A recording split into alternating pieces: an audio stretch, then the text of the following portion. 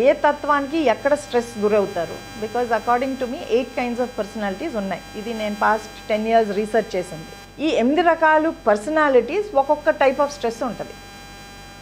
First type of stress ఏంటంటే anxiety, అన్నిటికీ ఆందోళన. బికాజ్ వాళ్ళు ఇన్సెక్యూర్ ఫీల్ అయ్యి అన్నిటికీ భయపడిపోతూ యాంగ్జైటీ ఫీల్ అయ్యి స్ట్రెస్ ఫీల్ అవుతారు. రెండో వ్యక్తి ఊహాలోకంలో కూర్చొని చేయాల్సిన నిజ జీవితంలో చేయనప్పుడు స్ట్రెస్ ఫీల్ అవుతాం. మూడోది హైలీ సెన్సిటివ్ కాబట్టి ఈ సెన్సిటివ్ వాళ్ళు బయట చెప్పకుండా ఎస్కేపిస్ట్ టెండెన్సీస్ కాబట్టి లోపలే పెట్టుకొని కుమిలిపోయి విక్టిమ్లా ఫీల్ అయిపోయి స్ట్రెస్ ఫీల్ అవుతాం. ఇంకోళ్ళు హైలీ ఇంపల్సివ్గా ఏదో పని చేసేయటం, దానివల్ల స్ట్రెస్ ఫీల్ అవుతాం.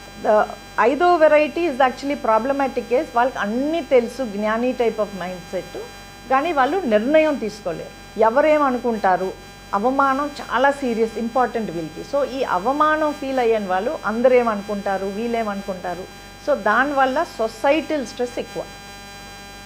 ఇంకోటి హైలీ ఎమోషనల్ పీపుల్.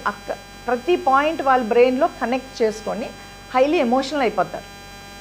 సో ఇలాంటి వాళ్ళు కూడా ఎక్స్ట్రీమ్ స్ట్రెస్, ఎమోషనాలిటీ, దొల్లి ఏడ్చేస్తారు, కంట్లో నీళ్ళు వచ్చేస్తుంది బికాజ్ ఆఫ్ దిస్ ఎమోషనాలిటీ.